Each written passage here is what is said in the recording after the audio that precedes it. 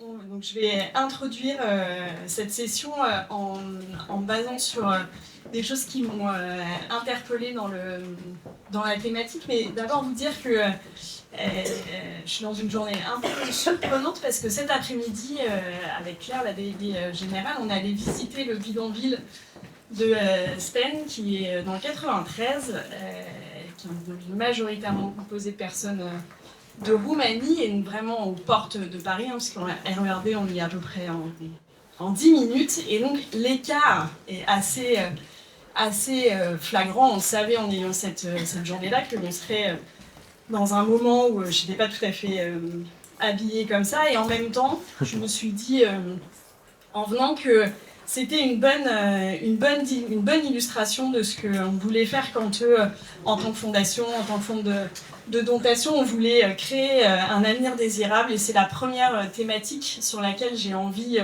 d'insister quand on parle de transmission, c'est qu'est-ce qu'on construit comme avenir désirable pour nos enfants, les générations qui nous suivent. Ça paraît un peu bateau de le dire comme ça, et pourtant, on peut être très lucide sur les enjeux de notre société, très lucide sur les challenges qu'on a devant nous, qu'ils soient démographiques, politiques, climatiques, et en même temps avoir la conviction que si on veut transmettre quelque chose qui donne une capacité d'agir et une capacité d'action aux générations futures, il faut croire que dans nos actions, dans ce que l'on fait par la philanthropie, pour nous, on crée quelque chose de positif et on construit du mieux. Si on ne croit pas en ça, dans le fait que par notre action, par le financement de projets, par plein de choses qu'on met en place, on construit du positif, alors je crois que notre transmission, elle ne donne pas envie à la suite d'être relevée et d'être prise.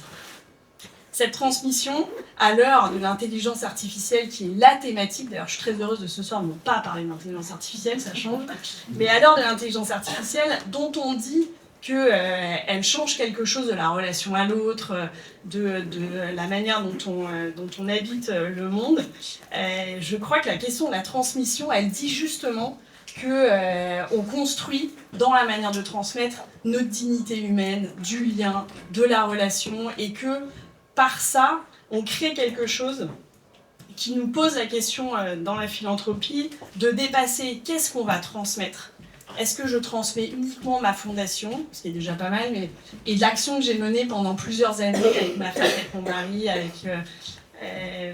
avec ma famille, ou est-ce qu'on transmet à nos enfants quelque chose autour de la confiance, un regard sur le monde? Est-ce qu'on leur transmet par ce qu'on a construit pendant des années, quelque chose autour de ce qui me semble moi, être extrêmement précieux, un pouvoir d'agir? Et on sait que chez nos 18-30 ans, la question de se sentir impuissant face aux défis du monde, elle donne la sensation, ou elle fait qu'il y a plein de jeunes qui dévissent, qui angoissent devant cette peur. Vous détenez dans les mains la possibilité de transmettre aux générations d'après un pouvoir d'agir. Et ça, je crois qu'en 2026, c'est une des choses les plus précieuses. Donc ça, c'était sur créer un avenir désirable. La deuxième chose dans la transmission, c'est la logique de passeur. Et j'aime cette logique-là, d'abord parce qu'elle invite à l'humilité, quel que soit ce qu'on fait, ce qu'on bâtit, ce qu'on a permis de financer, les projets qui naissent, il y a eu des gens avant nous, il y aura des gens après nous, et donc dans une forme d'humilité, elle dit aussi le lien entre ces générations et le fait que dans cette transmission, on est un maillon d'une chaîne dont on pose un certain nombre de socles, dont on est dépositaire, mais qui nous survivra, ou en tous les cas qu'on veut essayer de nous faire survivre, et dont on va devoir se détacher, puisque les défis d'aujourd'hui sont sûrement pas ceux pour lesquels on avait construit et décidé de monter notre fondation. Et donc, au moment où on se pose la question de qu'est-ce qu'on donne, nous, quand on transmet, est-ce qu'on donne une structure, des statuts et un pouvoir d'agir, ou alors est-ce que par nos différents moyens d'action et par le lien de famille que Sabine développera juste après, quel monde on rend possible? Par notre action, et par les projets à qui on permet d'exister, et quel monde on permet de rendre possible. Il y a pas très longtemps, il y a quelques mois, la Fondation Caritas, dans sa journée avec les fondations Abrité et ses fondateurs, elle avait fait intervenir Mathieu Dardaillon. Et dans ses nombreux posts qu'il fait, il en a fait un il n'y a pas très longtemps sur le principe des 7 générations, je ne sais pas si vous l'avez lu, qui est dans son livre Anti-Chaos, que je vous invite à lire parce qu'il est blindé d'espérance. Et donc le principe des 7 générations, c'est une pratique iroquoise que je vais synthétiser en disant comment on peut prendre nos décisions à l'aune des générations qui nous précèdent et des générations qui nous suivent. Comment on peut mettre autour de la table de nos décisions ces générations qui ne sont pas encore là ou qui commencent à être là, mais qui vont porter les conséquences de nos décisions d'aujourd'hui. C'est le cas dans l'entreprise, c'est le cas dans nos associations, dans nos fondations. En fait, comment on arrive à intégrer la question de l'avenir et la question notamment de la transition écologique dans nos prises de décision pour que les générations futures puissent porter les responsabilités que nous aurons prises. Et j'aime bien cette idée d'être dépositaire de ça, et que finalement, le présent nous appartient dans l'action immédiate, mais l'action immédiate, elle n'est qu'un maillon de notre action future, et ça, nous n'en sommes pas dépositaires. C'est bien ceux à qui on va transmettre le monde d'après. Ça aussi, on pourrait dire que c'est bateau, avec la phrase de Saint-Exupéry, souvent affichée dans les toilettes autour de plein d'autres jolis textes. Mais en fait, c'est pas si bateau que ça, parce que ça veut dire que c'est une grille de lecture du monde qui doit changer notre manière d'être au monde. La question de la transition écologique, elle est devenue majeure. Elle a fait de tous les sujets le sujet principal, parce qu'elle en est l'aune, le présent, la conséquence, et que c'est plus un horizon, c'est maintenant quelque chose avec lequel on doit agir et prendre des décisions. C'est pour ça notamment qu'à la Fondation Caritas France, on a construit il y a quelques années un programme qui s'appelle Acteurs de transition et qui part du principe que agir sur la transition écologique, c'est un moyen de lutter contre l'exclusion de la pauvreté, comme c'est un moyen de lutter contre plein de choses qui parsèment l'écosystème social. Cette transition écologique, elle nous invite à construire des réponses collectives, parce qu'on sait qu'on ne peut pas agir individuellement dessus. Et donc elle pousse ces logiques que Sabine va aussi développer, sans coalition, sans synergie, on n'a plus de degré d'impact suffisant pour faire avancer nos projets et continuer à développer la philanthropie.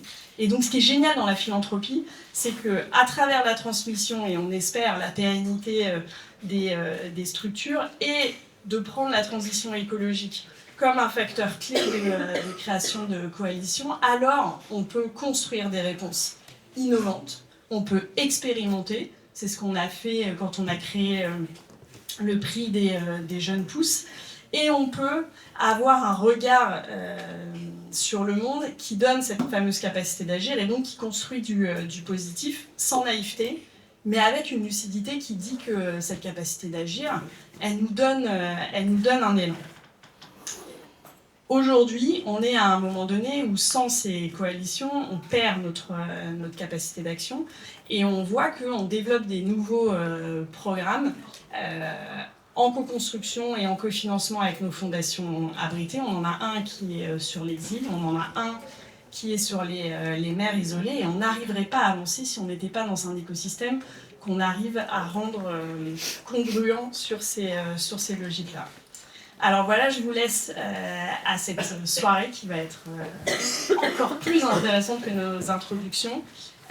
Avec ça, comment rendre par nos transmissions un avenir désirable à nos enfants et aux futures générations, comment vous restez des passeurs ou vous devenez des passeurs si vous n'avez pas encore créé une fondation, il n'est jamais trop tard, et comment on peut créer des coalitions et agir en synergie pour permettre d'avoir cet avenir désirable et un impact qui nous donne un pouvoir d'agir positif. Merci Marie. Oui, j'ai déjà réussi à le faire marcher.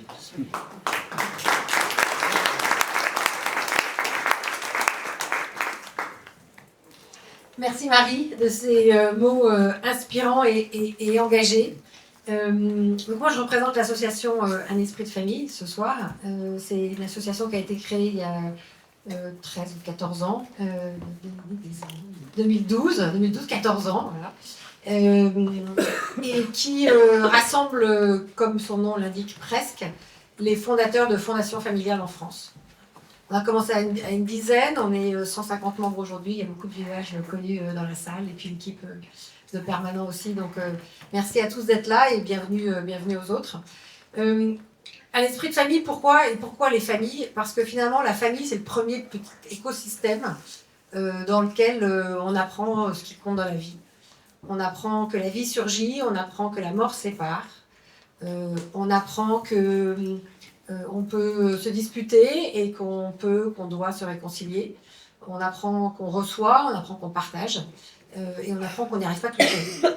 Et donc toutes ces valeurs-là que beaucoup de familles ont la chance de vivre et d'autres n'ont pas la chance de vivre. Et ce sont ces valeurs-là qu'on essaye de garder au sein de l'association Un Esprit de Famille, mais évidemment de le faire de façon plus large, puisque quand on crée une fondation dans une famille, on reproduit cette idée que on peut partager, et c'est ce partage-là qui rend heureux, et qu'ensemble, on a plus d'impact que tout seul. Les fondations qui sont au sein d'un esprit de famille, il y a de tout genre, des personnes toutes seules, des couples, des multigénérations. On a des fondations qui existent dans les familles depuis très longtemps. Notre plus ancien membre a été créé à la fin du XVIIIe siècle, je crois en 1780. C'est une association familiale qui s'occupait des veuves et des orphelins. Donc aujourd'hui, et des mères-filles, on appelait ça. Donc aujourd'hui, on appelle ça des mamans isolées. Mais ce sont les mêmes problématiques, les fondations qui s'occupent des blessures de la vie et des blessures de la planète, puisque aujourd'hui, il y a 250 ans, on n'avait pas abîmé la planète comme aujourd'hui, mais aujourd'hui, on a abîmé la planète. Et donc, on s'occupe aussi des blessures de la planète. Au sein d'un esprit de famille, ce qu'on découvre aussi, c'est une des missions de l'association, c'est que les causes qui nous intéressent sont beaucoup trop larges pour nous. On s'intéresse aux mères isolées, on s'intéresse à l'égalité des chances, on s'intéresse à la sortie de prison, à toutes les vulnérabilités. Et qu'au fond, on n'y arrivera jamais tout seul. Et qu'il faut se mettre ensemble pour tenter de résoudre ces enjeux qui nous dépassent, qui ont dépassé les générations qui nous précèdent et qui probablement dépasseront les générations qui vont nous succéder, mais devant lesquelles on a décidé de s'engager. Alors, la manière dont l'association fonctionne, c'est avec des cercles thématiques. Donc, le premier cercle, ça a été le cercle éducation, puis se sont rajoutés toute une série d'autres cercles. Et la partie environnement, puisqu'on va parler de transition écologique ce soir, a été créée il y a 2 ou 3 ans et rassemble des fondations extrêmement variées, dont la plupart ont aussi un autre pilier, un pilier humain qui combine le pilier environnement. Et je pense que ça, c'est très important, et c'est aussi ce qu'on expérimente dans les familles, c'est qu'on s'occupe des personnes et on s'occupe de l'environnement, ou des environnements dans lesquels les personnes peuvent évoluer.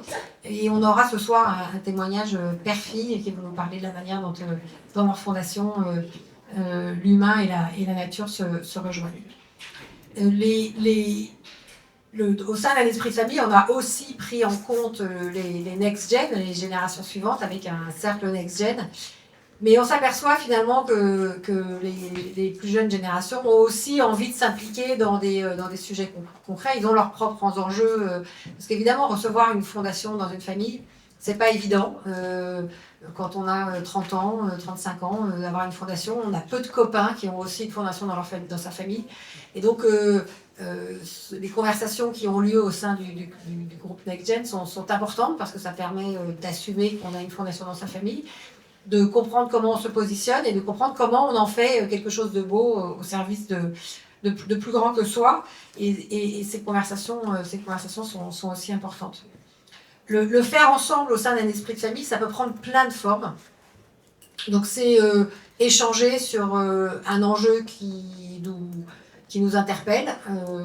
Alors je vais prendre un exemple qui me touche parce que j'ai créé il y a 10 ans la Fondation de la Mer, mais l'année dernière il s'est tenu la conférence de l'ONU pour l'océan, et le cercle environnement d'un esprit de famille a créé la première coalition des fondations pour l'océan, et on a fait un appel conjoint donc des fondations familiales, des fondations d'entreprise et des fondations collectrices d'ailleurs, auprès des pouvoirs publics pour que l'océan soit davantage pris au sérieux. Et c'est une coalition, c'est le Cercle d'un esprit de famille qui avait lancé cette coalition parce que on a besoin de faire ensemble. Ça se fait dans les cercles, ce travail ensemble. On le vit aussi dans la manière dont les fondations travaillent avec d'autres. Les fondations d'un esprit de famille travaillent dans la grande majeure partie des cas aux côtés des pouvoirs publics, parce qu'évidemment, en termes de moyens, on n'est pas dans les mêmes proportions, aux côtés des fondations abritantes, comme la Fondation Caritas. Donc, on est toujours très heureux de travailler sur les programmes des fondations abritantes, dont ceux de la Fondation Caritas. On travaille aussi avec les collectivités territoriales, avec des entreprises, et puis avec les banques partenaires. Je me salue l'une d'entre elles présente ce soir, avec les banques privées qui sont aussi engagées dans leur département philanthropie sur ces causes d'intérêt général. Donc, je pense que ce qui est intéressant dans ce qu'on fait au sein d'un esprit de famille, c'est de rassembler des personnes qui ont vécu cette expérience familiale, qui veulent partager ces expériences de famille, de vie, de mort, de partage, pour reprendre ce que je disais au début, de partage, de transmission, de dons, et qui veulent faire vivre à d'autres cette propre expérience. Et on dit souvent au sein d'un esprit de famille qu'une fondation, c'est comme une maison de famille virtuelle. Voilà, on rassemble la famille, on parle des problèmes d'argent, mais ces problèmes d'argent sont pour l'humain, les humains et la planète. Et on essaye d'arbitrer, est-ce qu'on refait les volets ou est-ce qu'on construit une piscine, c'est là. Est-ce qu'on va plutôt aller soutenir une association pour l'égalité des chances en Afrique, ou alors est-ce qu'on va plutôt aller faire une association pour l'égalité des chances dans un quartier nord de Marseille, ou alors est-ce qu'on fait les deux et comment on équilibre ça. Donc c'est des conversations qu'on a dans les familles. Et ce qui est, peut-être pour finir, puisqu'on est sur les transitions, ce que j'ai pu observer dans les objets des fondations, c'est que en 15 ou 20 ans, les objets ont évolué. Je prends l'exemple de ma fondation. On était au départ 50% international et 50% France. Aujourd'hui, on est quasiment essentiellement sur la France. Il y a 15 ans, 20 ans, on était donc plutôt sur les sujets exclusivement sur les sujets d'inclusion et d'égalité des chances. Et aujourd'hui, on a mis de l'environnement, non seulement comme un axe de soutien, mais aussi en encourageant les associations qu'on soutient à intégrer dans leurs projets la transition écologique. Et là, je pense que c'est là où on saura qu'on a réussi, c'est quand les questions d'environnement et de transition écologique seront intégralement partie prenante de tous les projets associatifs. On a évidemment déjà la transition sociale, mais il faudrait que ce soit qu'on intègre la transition écologique à l'intérieur même des projets, quels qu'ils soient. Donc je vais laisser la parole à Nils de Fraguier pour animer la deuxième partie de cette soirée. Nils a de multicasquettes. Il est conférencier, consultant, speaker, auteur. Je crois que tu vas intervenir ce soir au titre du fonds de dotation qui vient d'être lancé, dont tu es cofondateur, qui s'appelle Vive Voice, et qui a un positionnement assez intriguant, puisque une de ses missions, c'est de mettre la nature dans les conseils d'administration. Donc on aura la nature dans nos conseils d'administration de nos fondations, peut-être la nature dans les conseils d'administration des entreprises aussi. Donc c'est un beau projet que évidemment je soutiens. Et peut-être un dernier point, j'ai l'esprit d'escalier, parce qu'on parle d'entreprise, je pense qu'il ne faut pas oublier, puisqu'on parle de partage de richesse, c'est qu'avant de partager la richesse, il faut la créer. Et que la quasi-totalité des fondations qui sont des fondations familiales sont des fondations qui ont été créées par des entrepreneurs qui ont entrepris dans le monde économique avec succès, et que ce succès, ils le mettent au service ensuite de l'intérêt général. Mais qu'il ne faut pas oublier que on commence par créer de la richesse avant de la partager. Et pour encourager les entrepreneurs à créer de la richesse et à la partager, ce qui sont deux talents complémentaires. Et les témoignages de ce soir vont bien le montrer. Merci beaucoup.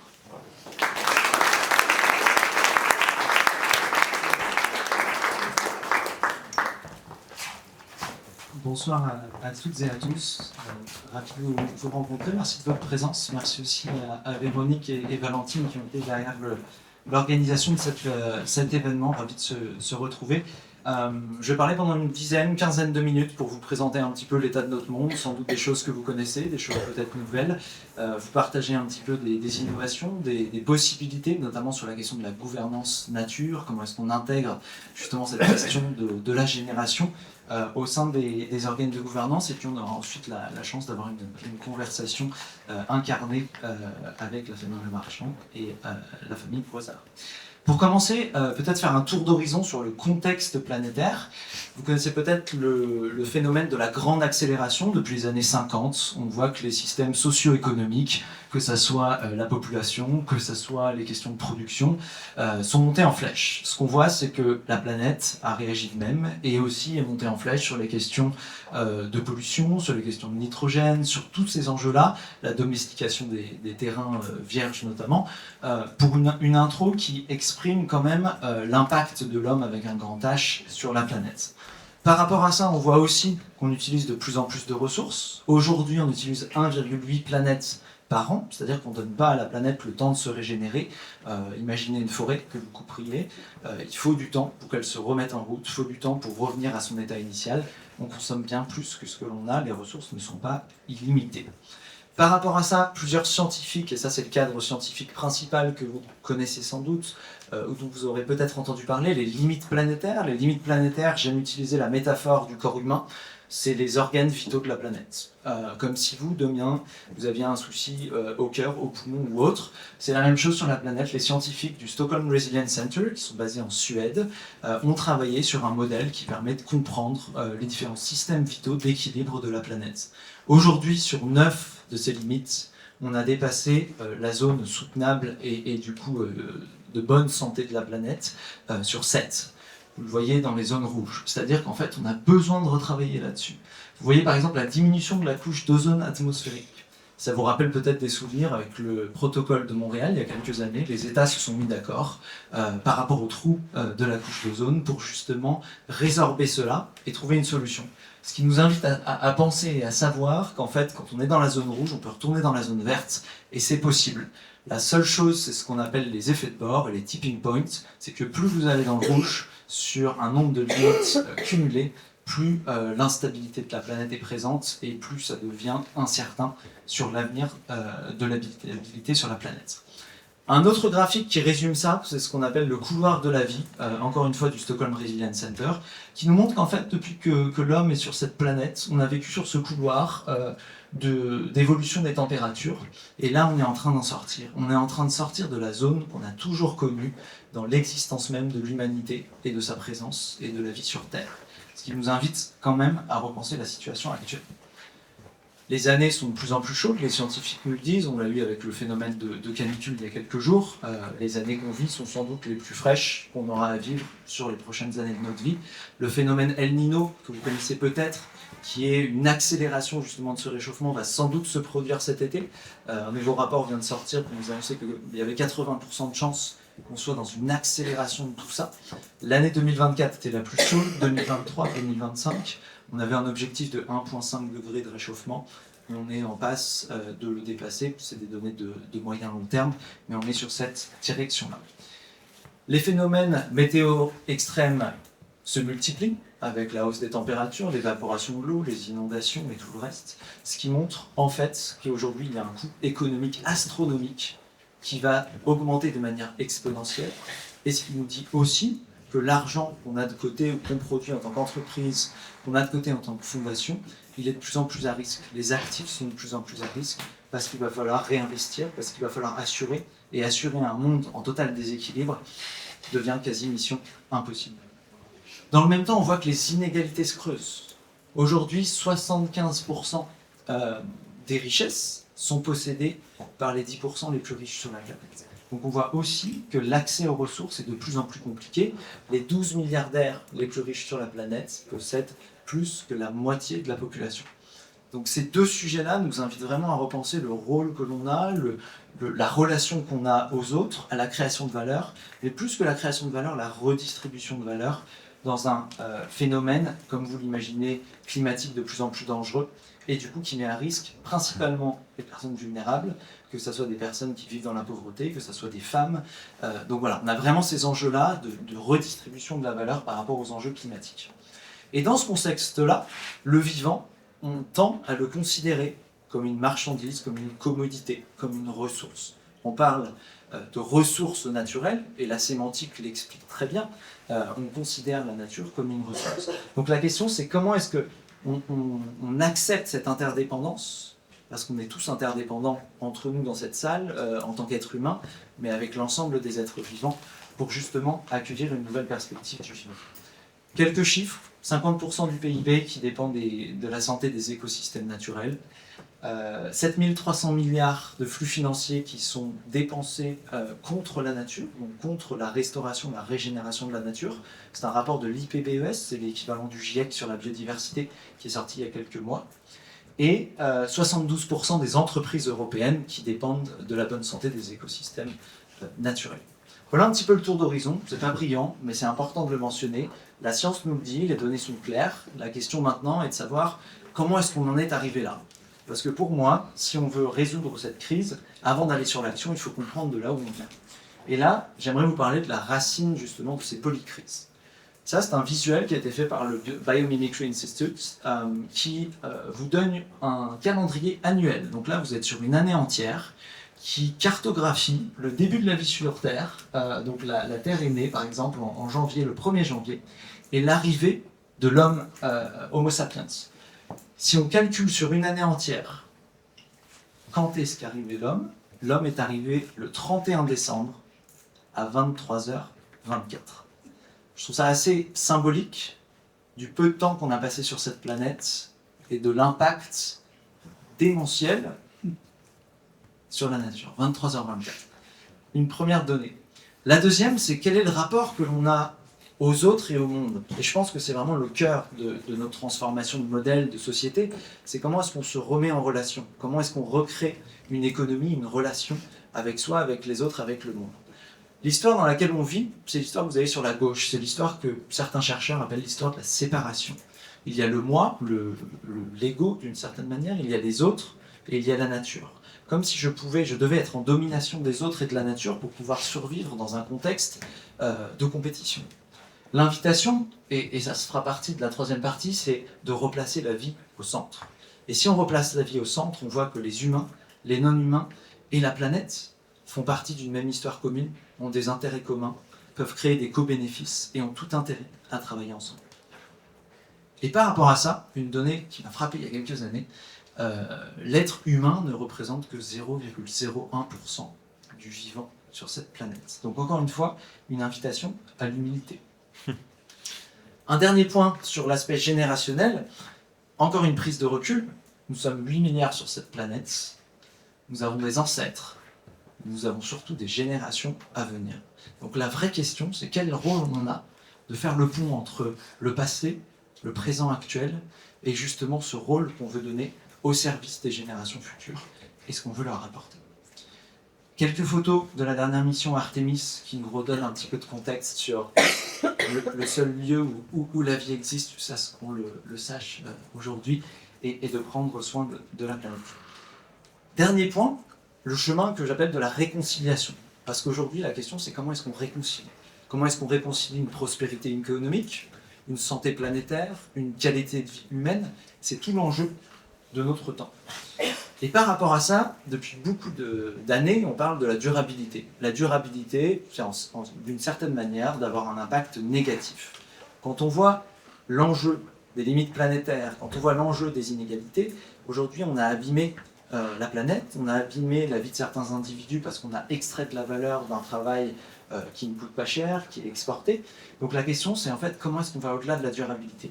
Et aller au-delà de la durabilité, ça veut dire sortir de nos silos. Sortir de la façon dont on voit le monde.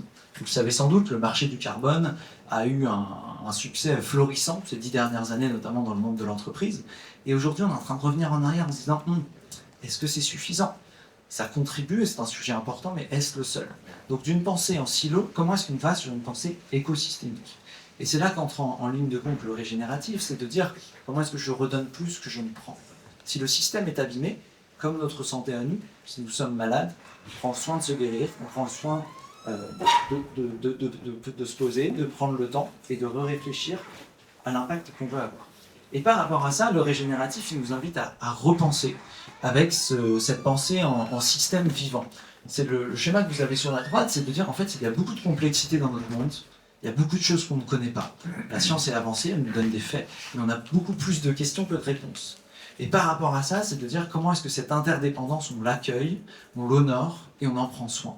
Comment est-ce qu'on comprend que les systèmes ne sont pas séparés, que l'homme n'est pas séparé de la forêt, n'est pas séparé du fleuve, n'est pas séparé de la baleine. Comment est-ce qu'on fait union par rapport à ça?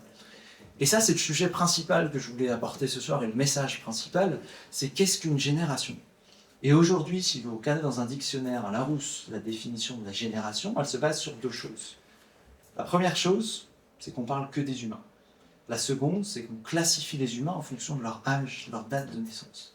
Et l'invitation que j'ai envie de vous partager, c'est de dire, et si la génération constituait l'ensemble des êtres vivants? Et si on le voit sous ce spectre-là, c'est-à-dire que les vivants, qu'ils soient humains ou non humains, font partie de la même histoire. Peu importe leur âge, c'est intergénérationnel, si on veut l'appeler comme ça, inter-âge, inter-domaine, interculture, intergéographie. C'est vraiment cette idée-là. Et le point qui est important, et j'insiste sur cette définition-là, c'est la co-responsabilité. C'est-à-dire qu'on ne peut pas dire, vous les jeunes, vous vous en occupez, ou la nature va s'en occuper seule. Nous sommes la nature, nous sommes un ensemble, et on a cette responsabilité partagée que de prendre soin de ce qui nous entoure, de ce qui nous compose, et de ce qui nous permet d'être vivants. Et par rapport à ça, l'enjeu, c'est comment est-ce qu'on passe à une société du nous, une société du collectif, une société du lien, où on comprend les interdépendances. Vous connaissez sans doute cette parole et ce proverbe africain qui s'appelle Ubuntu, je suis parce que nous sommes. Et c'est vraiment l'enjeu. C'est comment est-ce qu'on recompose avec une société qui est de plus en plus fragmentée, en comprenant qu'en fait l'intérêt commun qui fait la base même de notre existence, c'est le même, peu importe la culture, peu importe le rôle, le statut que l'on a, on a des intérêts communs. Et par rapport à ça, chaque décision nous emmène sur un futur. Chaque décision individuelle, chaque décision collective nous emmène sur un futur. La question qui se pose, c'est quelle décision voulons-nous prendre? Est-ce qu'on prend des décisions de court terme qui nous permettent d'avoir des retours sur investissement personnel, de satisfaction économique, ou est-ce qu'on travaille sur du moyen et du long terme qui permet justement d'assurer une vie prospère? Et par rapport à ça, je voulais vous partager deux questions qui pour moi sont centrales et qui me guident dans mon quotidien, mais aussi auprès de leaders. C'est ces deux questions. Et si les générations futures pouvaient parler? Vous vous souvenez du cercle des générations à venir? Si elles pouvaient parler, qu'est-ce qu'elles nous demanderaient? Et si la nature pouvait s'exprimer, que nous dirait-elle? Et la question principale, qui pour moi est au cœur de la transformation qu'on doit mener, comment définirait-elle le succès? Comment est-ce qu'on peut définir ensemble le succès de manière collective, avec un intérêt commun et un intérêt qui prend en compte l'ensemble des parties prenantes? Je voulais finir avec cette citation et ensuite une question. L'avenir dépend de ce que vous faites aujourd'hui. Et ça, je pense que c'est important qu'on s'en souvienne. Tout le monde connaît sans doute cette citation, mais c'est important de s'en souvenir. Et une question. Quel ancêtre souhaitez-vous être? Quel ancêtre, au pluriel, souhaitons-nous être? Et c'est vraiment cet enjeu-là. Qu'est-ce qu'on veut apporter? Quelle contribution veut-on apporter au monde? Quelle marque veut-on laisser au service des générations futures, inspirées de nos engagements et nos valeurs? Je vous remercie et on va passer au panel. Si vous voulez.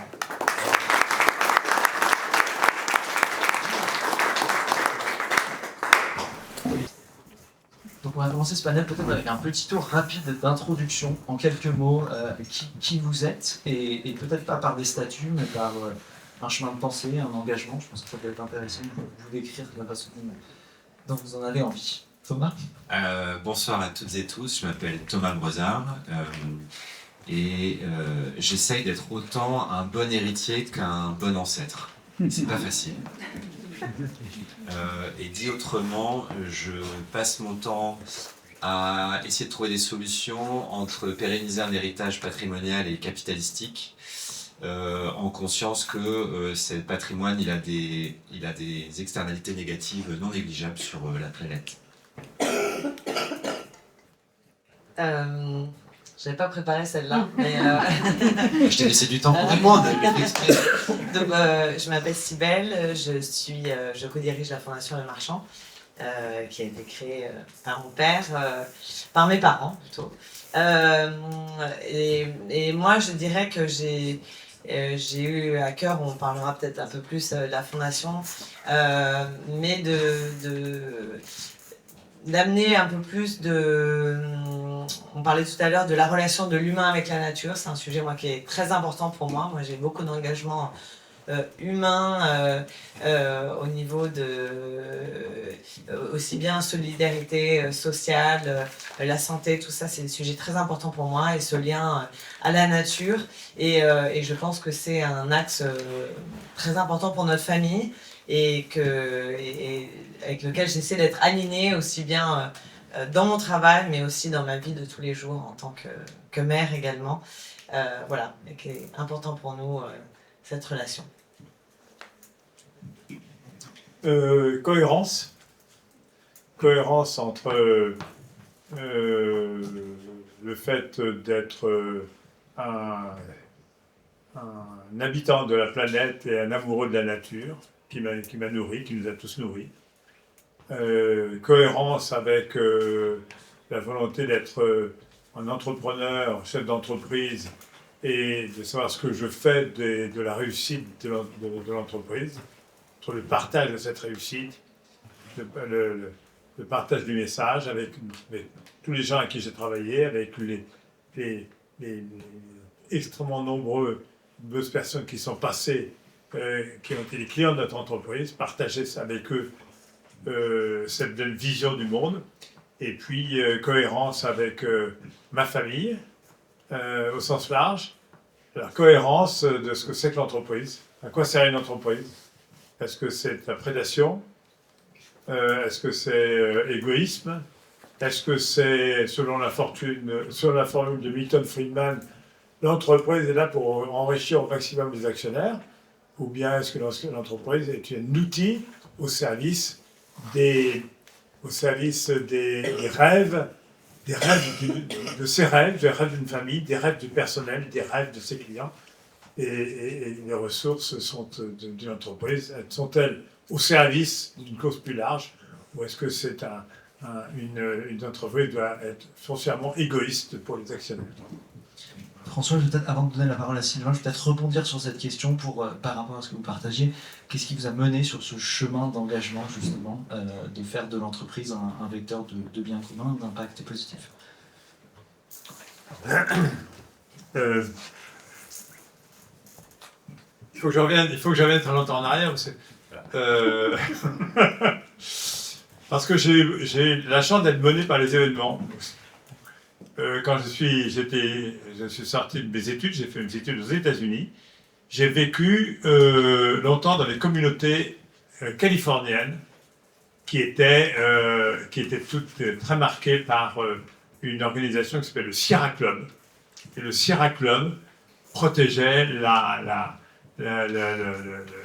grands espaces que certains d'entre vous connaissent dans la Sierra Nevada et autres. Et puis, j'ai pu travailler avec... j'avais à ce moment-là repris une entreprise qui était l'entreprise mythique des hippies de l'époque, qui s'appelait Pierre Import. Et dans ces conditions, j'étais tout le temps fourré à San Francisco, où j'ai rencontré toutes les grandes figures de l'écologie moderne, et qui étaient nourries par John Muir, qui étaient nourries par Emerson, Thoreau, je veux dire.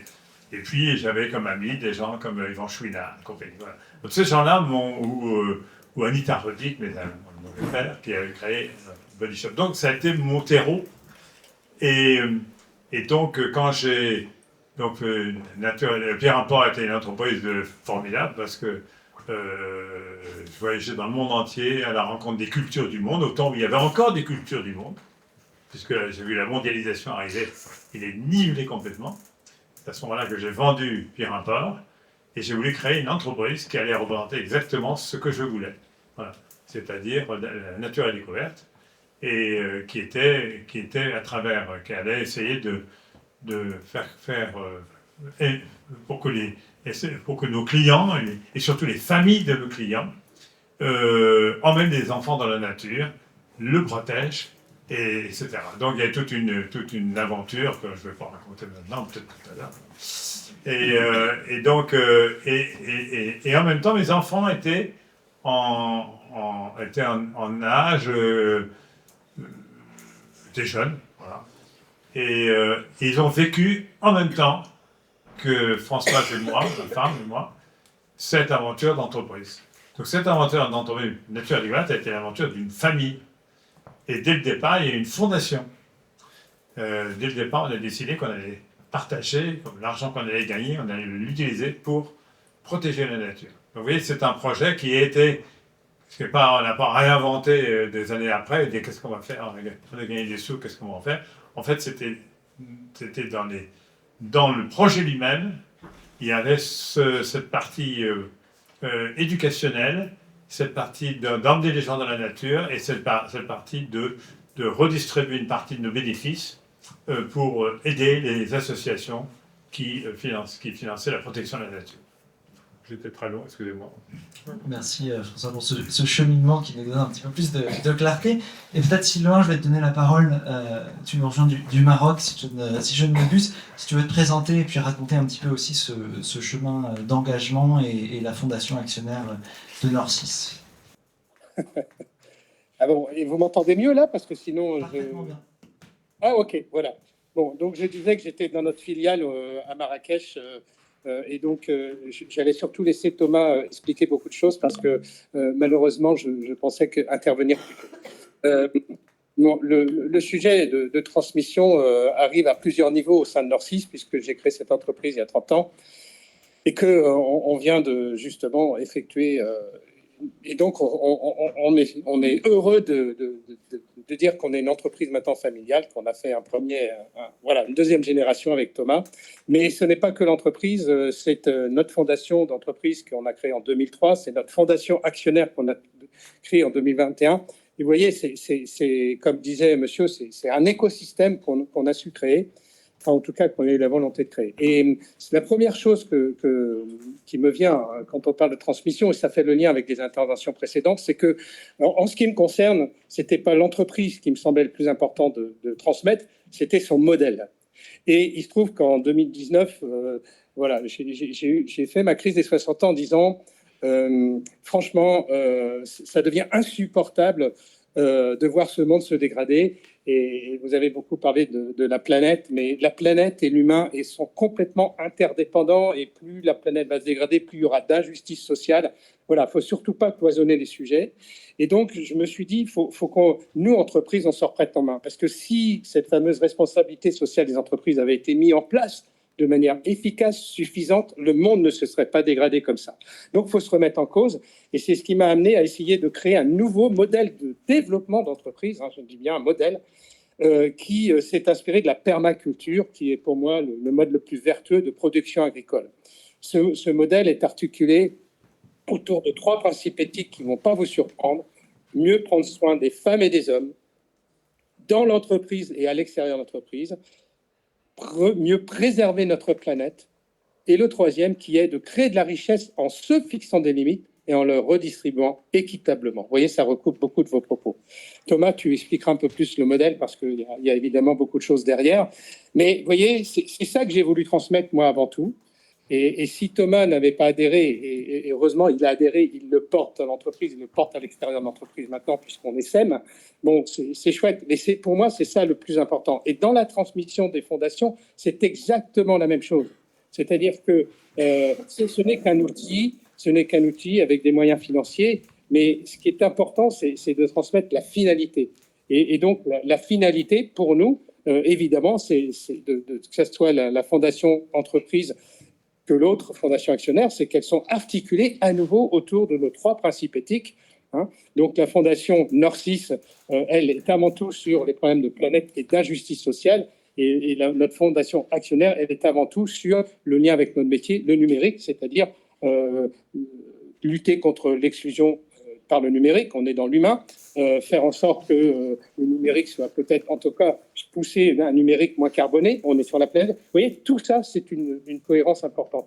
Donc Thomas, je te laisse compléter immédiatement la perma-entreprise parce que je dois malheureusement vous quitter. J'aurais été ravi de changer avec nos amis de Nature et Découverte. Merci Sylvain. Et peut-être Thomas, avant que tu reprennes la parole, une question additionnelle aussi de savoir pourquoi est-ce que tu as rejoint cet engagement. Peut-être que tu nous expliques un petit peu plus la perma, mais aussi le pourquoi du comment de toi, qu'est-ce qui t'a parlé, qu'est-ce qui a résonné sur ces sujets-là pour que tu t'y engages. Merci Nils. Je vais reprendre quelque chose qu'a rappelé Sabine, je crois, tout à l'heure. Hein. Pas de partage de valeur sans création en amont. Et je trouve que le mot de beaucoup d'entreprises qui ont des fondations, c'est qu'elles décorrèlent trop la redistribution à la création. On peut financer plein de projets associatifs super, avoir un business super crade. Voilà. On n'a pas beaucoup de temps, donc je vais être très cash. Et quand je suis en école de commerce, je découvre le fonctionnement du monde économique. Assez vite, il me semble qu'il y a un petit problème dans le logiciel de départ. Et dans la RSE encore plus, puisque la RSE, qui venait s'attaquer justement à des maux sociaux et environnementaux, ne le faisait pas en questionnant le business de l'entreprise. Résultat, on a développé, continué à développer, à accélérer à travers les acteurs économiques un modèle de société qui aujourd'hui dégrade beaucoup trop de valeur sociale et environnementale pour créer de la valeur financière.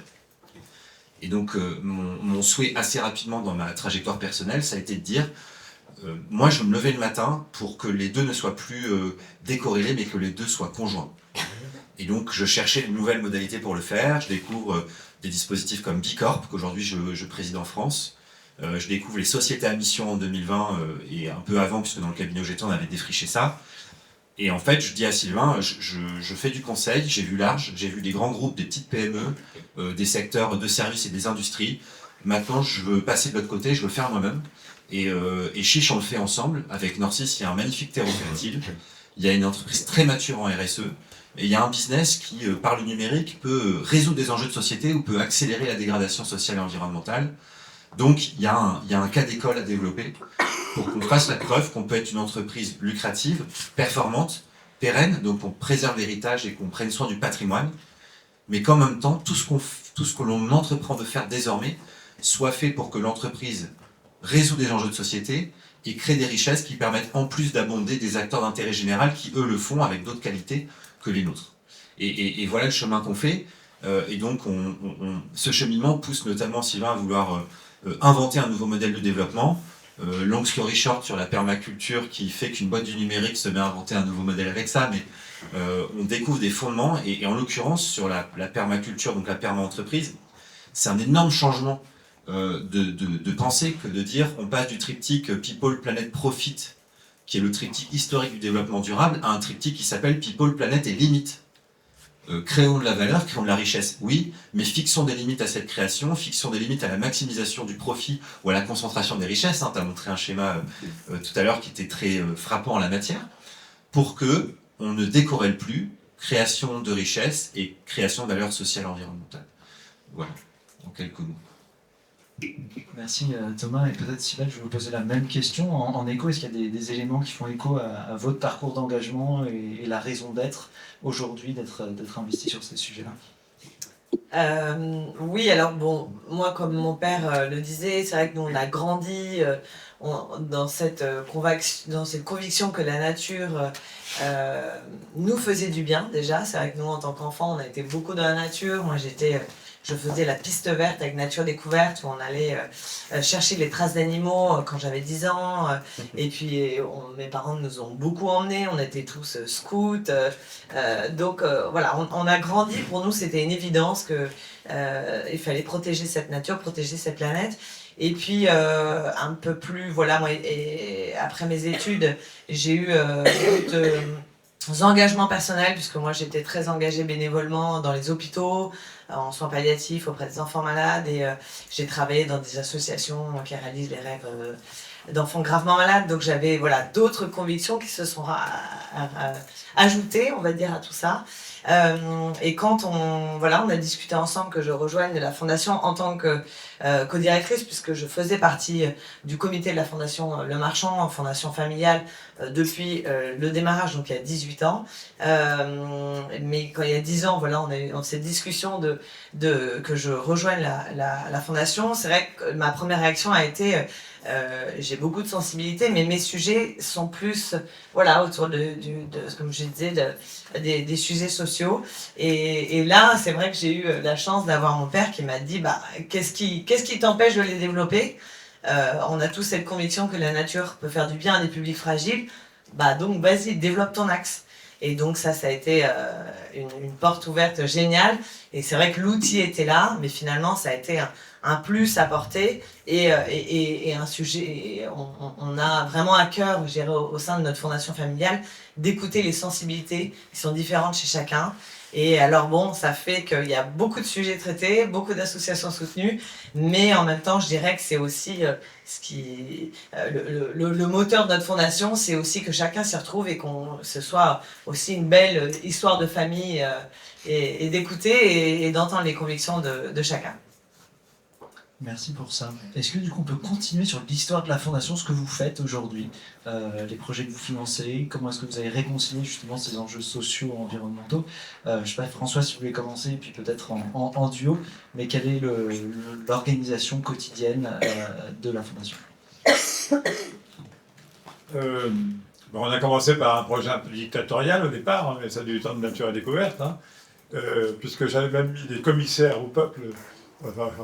Dans chaque unité d'entreprise, dans les magasins et autres, c'était l'homme vert, voilà, c'est-à-dire qui imposait des pratiques écologiques, protection de la nature et autres. Ça m'a coûté une blinde, ces gens-là, parce qu'ils interdisaient des tas de produits qu'ils vendaient très très bien, mais ça c'est pas bien, c'est pas bon pour la nature, on ne le fait pas. Bon, enfin, donc on avait cette idée au départ de très dirigiste, très la nature, on était les purs et durs de la protection de la nature. Dans une famille, c'est pas du tout pareil. Hein. On a des sensibilités très différentes et on veut que tout le monde a une vision différente de la façon dont il peut s'attribuer, de faire marcher la nature. Alors, je veux dire, il y a un secret pour que ça fonctionne, c'est beaucoup d'amour. Voilà. Si une famille saine, ça passe. C'est-à-dire que, en fait, tout le monde s'écoute. Et puis, parce que non seulement il faut les enfants, il faut les gens de belles-filles, il faut la mère, il faut et puis maintenant j'ai mes petits-enfants. Et puis par ce marché, et tous les vieux compagnons de route qui ont fait la route ensemble depuis des dizaines d'années sont aussi dans la fondation.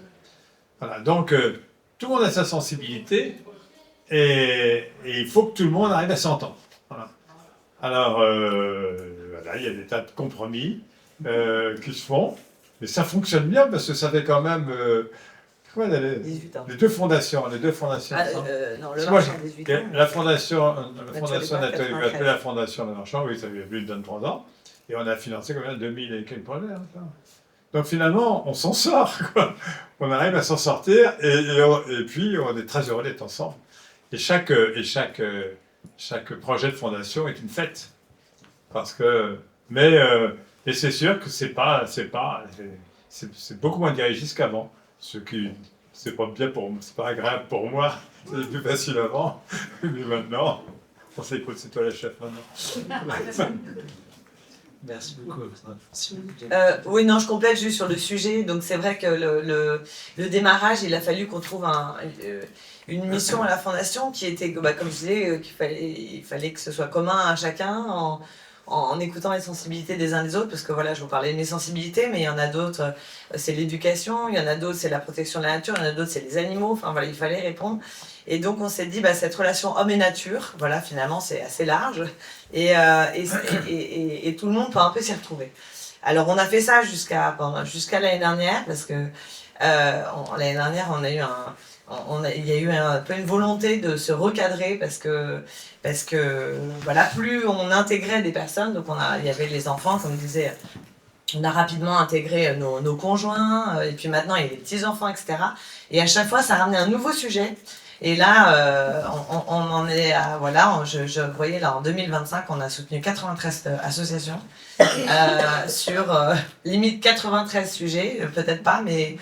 Et on s'est dit, c'est plus possible, il faut vraiment qu'on se recentre, avoir un sentiment d'avoir plus d'impact, d'être moins saupoudrage. Et donc là, on s'est recentré sur 2 thématiques principales qui sont la protection de la biodiversité, surtout de la nature sauvage et des espèces sauvages, dont mon frère, qui co-dirige la fondation avec moi, un de mes frères, s'occupe. Et puis avoir cet axe solidarité qui était donc important pour moi, mais pas que pour moi, pour d'autres personnes également du comité. Et pareil, de se dire, il faut qu'on se ressente sur un public, parce qu'à force d'être sur tous les publics, on a l'impression d'être nulle part. Et donc, on a décidé de se recentrer, depuis cette année, sur les enfants de l'aide sociale à l'enfance, et particulièrement sur les projets de séjour de rupture pour ces enfants dans la nature.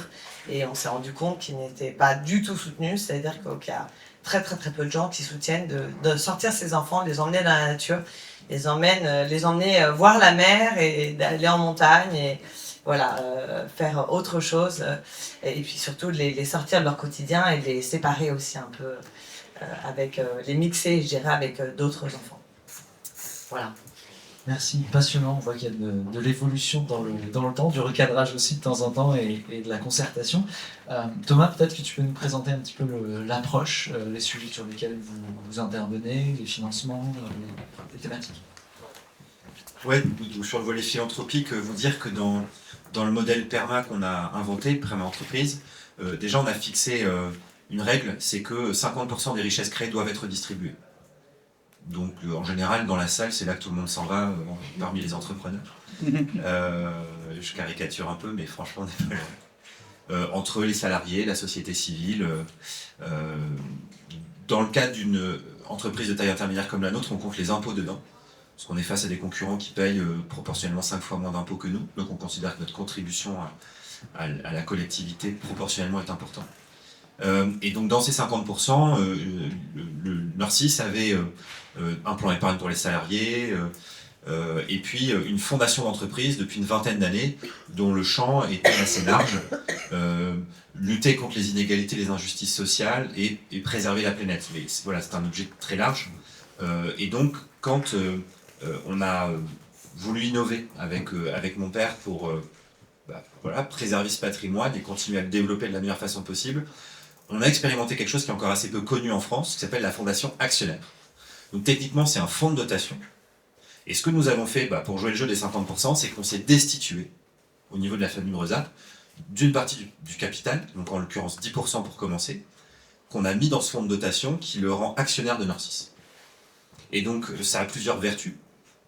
Déjà, c'est que pour embarquer un écosystème, c'est qu'on va mieux d'être soi-même contributeur de l'effort, donc on l'est. Et ça, pour moi, c'est essentiel. Par ailleurs, ça nous permet aussi de protéger Nursis, parce que si demain, des acteurs économiques avaient des velléités sur nous, de facto, ils ne vont pas pouvoir récupérer une partie des bénéfices, donc ça les embête beaucoup. Et demain, ça pourrait être plus, donc ça nous protège aussi.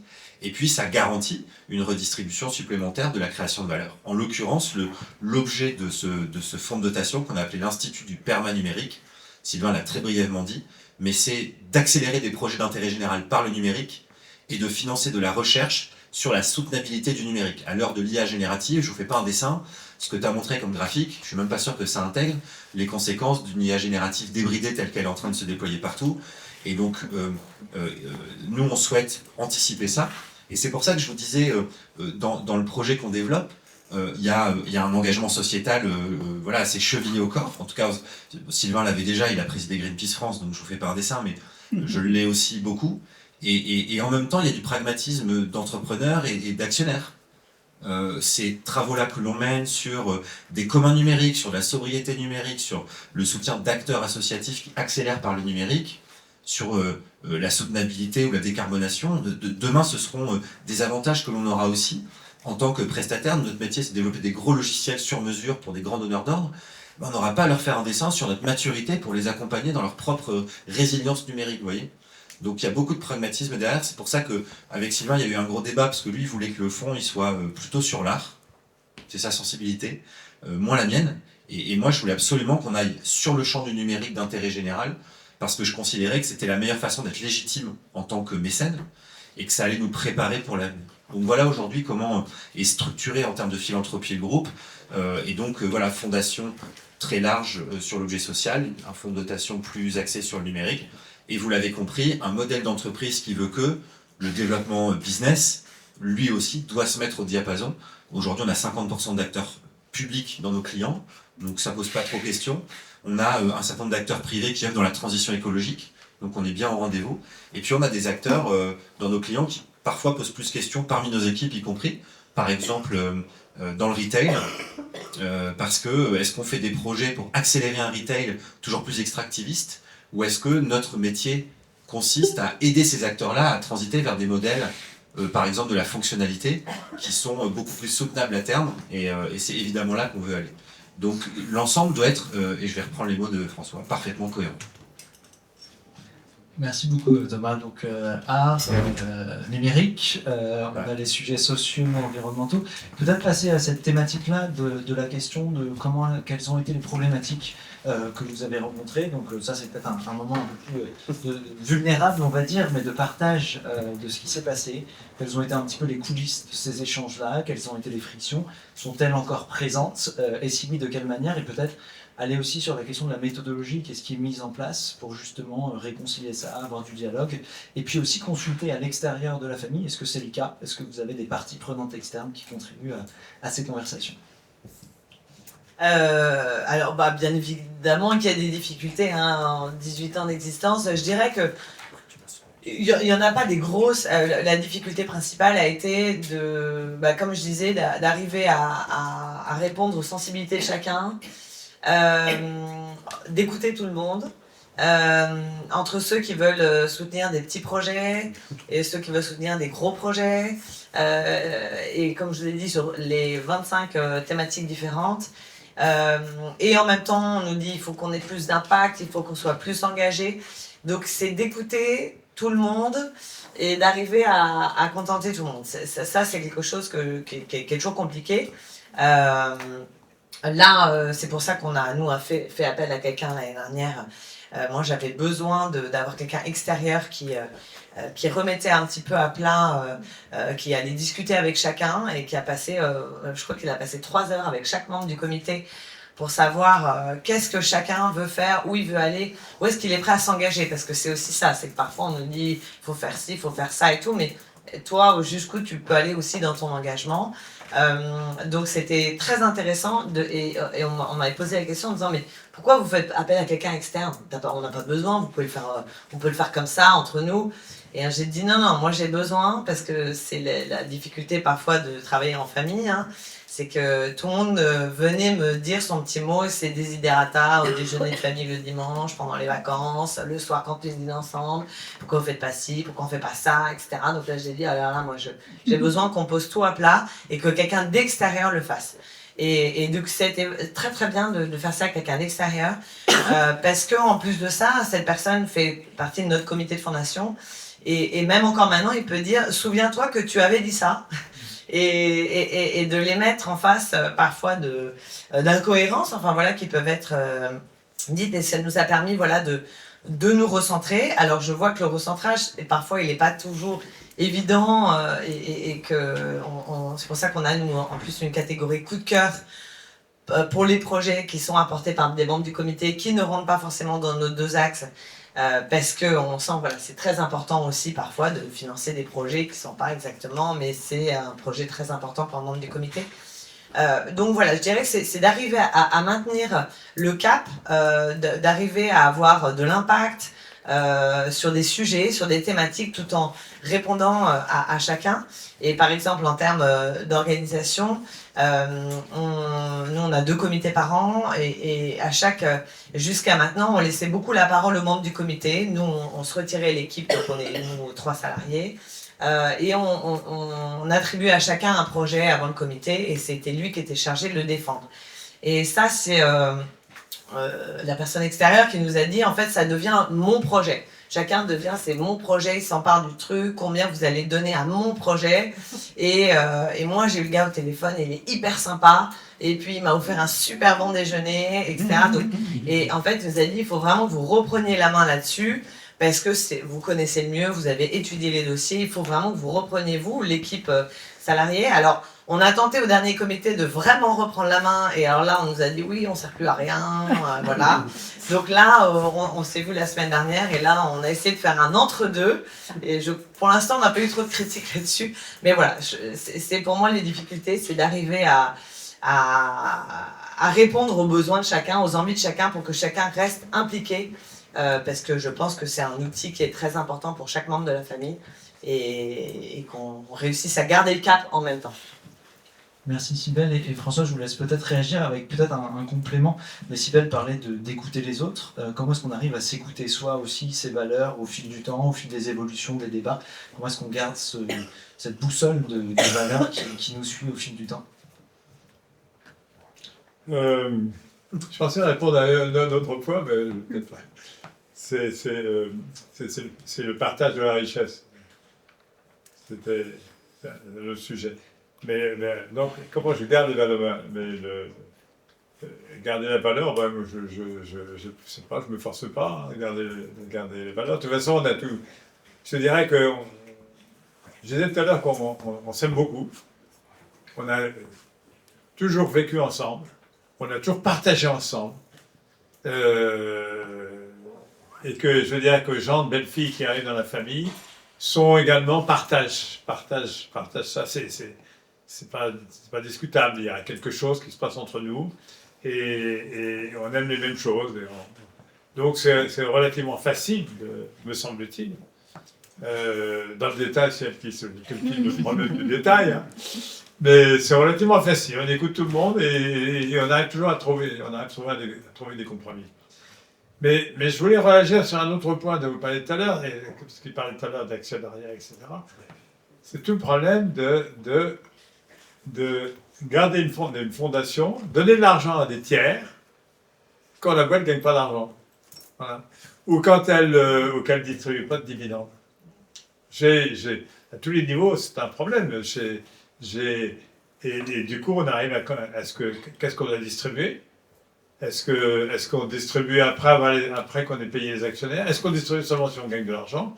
Est-ce que c'est un pourcentage du chiffre d'affaires? Est-ce que c'est un pourcentage du bénéfice? Est-ce que la fondation doit être actionnaire de l'entreprise, copropriétaire de l'entreprise? J'ai tout essayé. J'ai fait tous les modèles. Donc nous, la fondation a été actionnaire de l'entreprise Nature et Découverte pendant 7 ans. Elle a été, on a eu plein de formules de partage de richesse. Et puis, le souci est à quel niveau? Tout à fait au départ, quand on démarrait Nature et Découverte, c'était, je me suis calé exactement sur ce que faisait Yvon Chouinard avec Patagonia. Je dis, qu'est-ce que tu fais, toi? Je dis, moi, je donne 10% de bénéfices. Bon, ben, je sais comme ça. Voilà.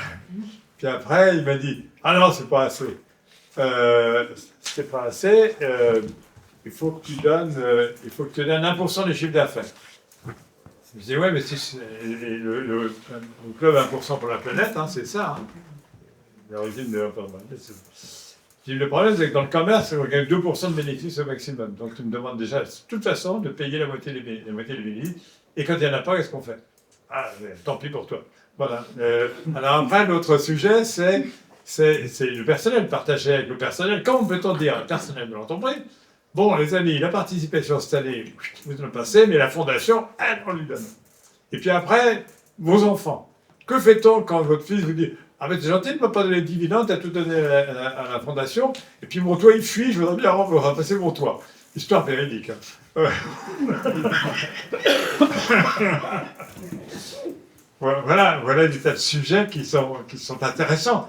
Et on a intérêt à être vraiment très motivé. Donc je dirais que dans les systèmes d'actionnariat ou partage, enfin des fonds de partage, il y a 36 000 solutions. Et je dirais aujourd'hui qu'il n'y en a pas une meilleure que l'autre. Hein. Bon. Et qu'il faut s'adapter en permanence. Le club 1% pour la planète, ben, peut-être que tu pourras nous en dire plus sur comment ça fonctionne actuellement. C'est que C'est-à-dire que toutes les entreprises s'engagent, quoi qu'il arrive, à donner 1% de son chiffre d'affaires pour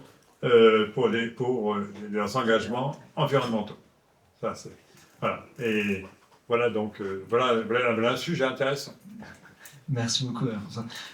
Thomas, peut-être réagir à ça et puis réagir aussi aux problématiques auxquelles tu fais face au quotidien avec ton papa et puis en famille. Quels sont les sujets qui créent de la friction sur ces enjeux-là? Alors la friction pour nous, elle est déjà au niveau du modèle d'affaires. En tant qu'entreprise de services numériques, par définition, tout à l'heure tu as mentionné le régénératif, je ne sais pas si tout le monde est familier avec. Ce qui est génial avec cette façon de penser, c'est qu'on sort des logiques de réduire les impacts négatifs, donc je réduis les écarts de salaire, le turnover, l'absentéisme, les déchets, le carbone, à comment je crée un impact positif. Donc, on inverse bien le prisme, et même si on n'est pas en capacité de le faire, de penser comme ça ouvre des horizons nouveaux et ça fait innover. Et nous, c'est ce qu'on a trouvé très utile, puisque ce mot, il est au cœur du modèle PERMA. Mais le problème, c'est que le numérique, par définition, il est dégénératif, il dégrade du vivant. J'aimerais bien trouver des PC qui poussent dans les arbres, j'ai pas encore réussi, j'ai peut-être pas assez cherché dans la nature avec la famille Le Marchand. Mais donc on a cette forme d'injonction, et c'est ce qui, je trouve, rend essentiel le fait de s'interroger sur comment faire que notre métier soit fondamentalement utile, sinon justifie-t-il de dégrader du vivant? Et là, il y a une friction, parce que, je vais être un peu cash, mais pour moi, il y a une forme de rupture générationnelle. La génération... Alors, j'ai 36 ans, voilà, je précise, puisqu'on parle de génération, je suis de cette génération-là.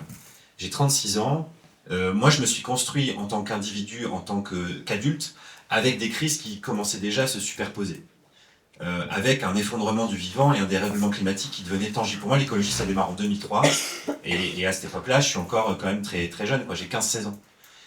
La génération de mon père, elle s'est construite sur autre chose, et notamment sur une phase de profusion. La réussite, c'est la croissance, on développe tous azimuts, et c'est avant tout ça qui définit le succès. La mienne, beaucoup moins. Alors peut-être pas pour tout le monde, mais à titre personnel, et je suis pas tout seul, pas du tout. Moi, je rêve pas de Nord6 à 2000 salariés. Je rêve de Nord6 qui fait plein de projets utiles pour les humains et la planète. Et si on est 8000 pour le faire, tant mieux.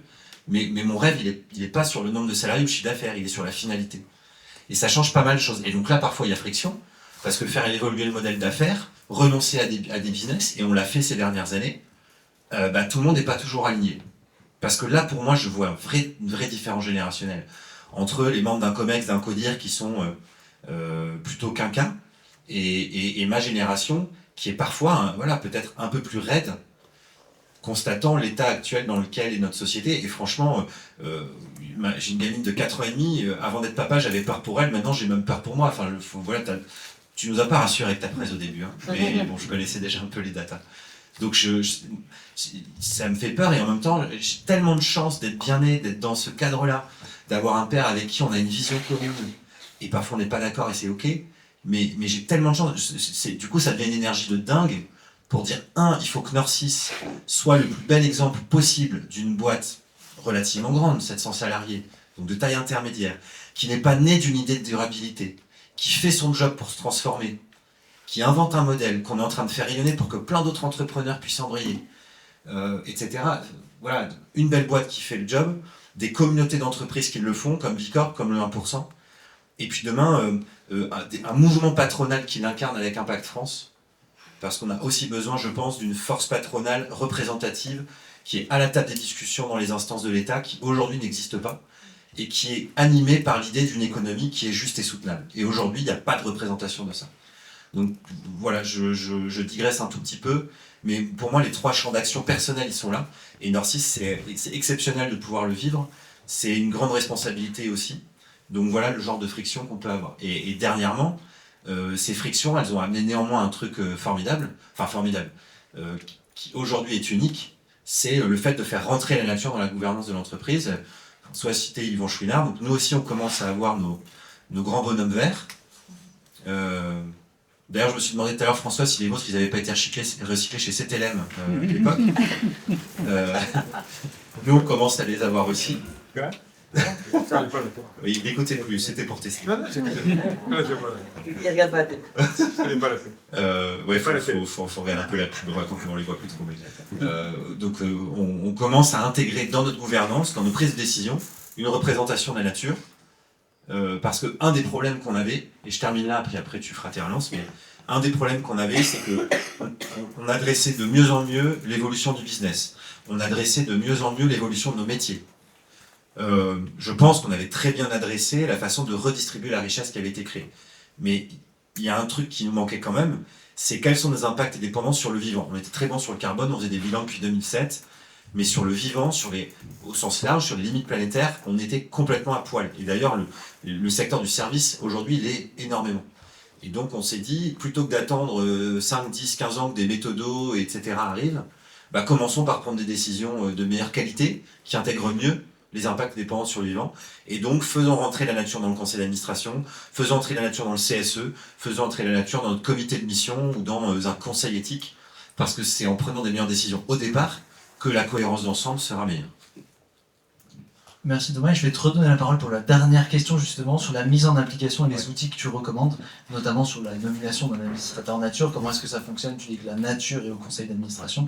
Est-ce que tu veux expliquer un petit peu plus en détail comment ça fonctionne et les recommandations que tu aurais sur ce sujet-là? Quand on a créé le fonds de dotation actionnaire en 2021, qui est devenu opérationnel en 2022, on n'avait pas encore ça en tête. On n'avait pas encore cette idée de la nature au conseil d'administration. Et là, c'est la magie de l'enchaînement des bonnes idées, je dirais, même si on n'a pas que des bonnes idées, mais quand on décide de mettre la nature dans la gouvernance, en fait, on avait déjà le véhicule pour le faire. Puisqu'on avait, via le fonds actionnaire, une place au conseil d'administration pour cette personne morale. Et donc, il ne restait plus qu'à faire évoluer le pacte d'actionnaires pour dire le siège que l'on attribue au fonds actionnaire, et bien en fait, il est octroyé à une personne qui représente la nature au conseil d'administration. Donc on a écrit cela. Aujourd'hui, on a une personne qui s'appelle Franz, que Nils connaît très bien, avec qui vous avez monté Vivoicide. Franz, il a écrit un livre qui s'appelle La nature au travail, il y a 4-5 ans de ça, dont on s'est beaucoup inspiré. Et donc aujourd'hui, Franz a un siège au conseil d'administration, a un droit de vote au même titre que les 6 autres membres actionnaires de l'entreprise. Et il y a même un truc unique que les autres n'ont pas, c'est un droit de veto. Si demain on voulait prendre une décision stratégique, au hasard faire une acquisition dans l'intelligence artificielle générative, sans définir la raison pour laquelle on le fait, il pourrait mettre un droit de veto, considérant aujourd'hui que, sauf à ce que ça ne sert uniquement à la transition écologique, a priori l'IA générative aura peu de faits favorables à la planète, donc il pourrait activer ce droit de veto. Ce droit de veto, il ne l'a pas encore activé, ça fait 1 an et demi qu'on fait des conseils d'administration avec lui. Et ça, franchement, le parcours que c'est en train de nous faire sur notre compréhension de la dépendance au vivant, il est formidable. Et tout à l'heure, tu rappelais que 73% des entreprises dépendaient de la nature selon la Banque Centrale Européenne. Le World Forum au niveau mondial dit 50%, mais en fait c'est une connerie, c'est 100%. 100% des boîtes, alors aujourd'hui c'est toutes les boîtes qui dépendent de ressources naturelles, la cosmétique, l'agroalimentaire. Demain, ce seront toutes les entreprises qui sont dans les industries, qui ont besoin de minerais de terres rares, et après-demain, c'est toutes les boîtes de conseil et de services comme les nôtres. Donc on est en bien meilleure maîtrise de notre chaîne de valeur. Il nous fait accélérer, faire monter dans la pile des priorités, des thématiques environnementales que parfois on mettait un peu de côté. Et ça, c'est des coups d'avance pour demain. Et je termine pour pas faire trop long en vous disant que nous, le dispositif, il est sur 3 axes. La nature actionnaire. Bon, ça c'est pas simple parce qu'on s'est destitué, il faut un pacte d'actionnaire, donc il y a quand même un dispositif qui nécessite de prendre des décisions, en l'occurrence familiales, conséquentes. Mais il y a d'autres mécaniques qui sont plus applicables dès demain dans n'importe quelle entreprise, la nature partie prenante. Vous répliquez la même logique d'influence dans une instance, sans passer par ses modalités juridiques, financières, etc., en désignant des représentations de la nature, voilà, dans un conseil éthique, dans un CODIR, dans un CSE. Et ça, c'est ce qu'on a fait par ailleurs. Et nous, on a créé une nouvelle instance qui s'appelle le Haut Conseil pour la Nature, pour réunir en gros aujourd'hui les 8 personnes qui jouent ce rôle chez nous, et qu'elles discutent de ce qu'elles constatent. Et s'il faut le faire remonter au conseil d'administration, il y a France pour les représenter et faire évoluer l'agenda du CA. Et la dernière, c'est la nature salariée ou la nature syndiquée. Donc là, c'est de l'intégrer dans le dialogue social, c'est de revoir les accords d'entreprise avec le CSE, et c'est d'avoir au CSE une personne qui représente elle aussi la nature. Et ces 3 briques-là, pour moi, ça fait un dispositif extraordinaire qui est, je pense, unique aujourd'hui, mais demain, il le sera plus, parce qu'il se trouve que demain soir, on est à l'Assemblée nationale pour défendre un projet de loi qui dit exactement ça. Nature actionnaire, nature partie prenante, enfin ou administratrice et nature syndiquée. Merci. Thomas, comme ça. Donc ça, c'est un des outils, et merci de l'avoir mentionné comme ça, puis de l'incarner aussi fortement. Très short. Sybelle et François, est-ce que vous avez des outils, des recommandations pratiques pour justement suivre Oui, je trouve ça, j'adore. Hein. J'adore, je trouve ça, je souscris des 80. Mais je vais ajouter quand même un élément à ça. C'est que c'est le problème de la taille de l'entreprise. C'est qu'il y a des tas de choses qu'on peut faire quand on est petit. Tout à l'heure, tu parlais de permaculture. Bon. Eh bien, il y a une question de taille, de maîtriser la taille de ça, de maîtriser la croissance de son entreprise. Moi, je suis schumachérien, de Schumacher, small is beautiful, et que toute entreprise a une taille biologique. La taille biologique, c'est là où on se sent bien avec soi-même, avec ses valeurs, avec les gens, avec ceci. Mais le problème, c'est qu'on est dans un monde... Donc, on a toute l'entreprise, une taille où là, on est bien. Et puis, tous les ans, on fait évoluer la taille. Mais le problème, c'est qu'on a des tas de concurrents autour de soi. Donc, comment se différencier? Donc, on ne peut faire ça que si on est totalement différencié des autres. Et qu'on maîtrise cette différenciation. Donc, c'est une entreprise permaculturelle. Eh bien, c'est une entreprise qui garde une taille qui est à la main. Voilà, sinon, c'est foutu. C'est ingérable. C'est un sujet que j'avais pas mal à regarder à droite, à gauche. C'est des boîtes. Parce qu'on dit, mais il est formidable. Tu te rends compte, il est comme actionnaire, il a la nature comme actionnaire. Quelle boîte formidable, on va aller chez lui. Tout le monde se précipite. Le chiffre d'affaires progresse. Et on pète toutes les limites de la boîte et on n'est plus capable de garder l'état d'esprit. Donc il y a un hiatus, il y a une opposition qui se crée, mais toute entreprise doit trouver sa taille critique et surtout accepter de ne pas grossir plus qu'elle ne le peut au mépris des valeurs qu'elle voulait instaurer.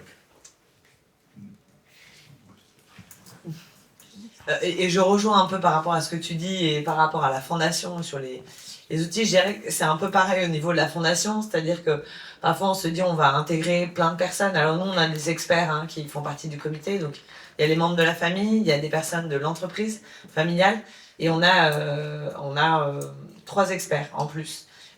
Plutôt biodiversité. Et puis souvent on dit, puis on va intégrer plus de personnes. Et ça, c'est vrai que c'est un peu ce que tu disais là. Mais souvent, toi d'ailleurs, tu dis attention, il faut qu'on reste une fondation familiale. Il faut qu'on puisse te parler. Il faut que de temps en temps, on sorte un peu des limites.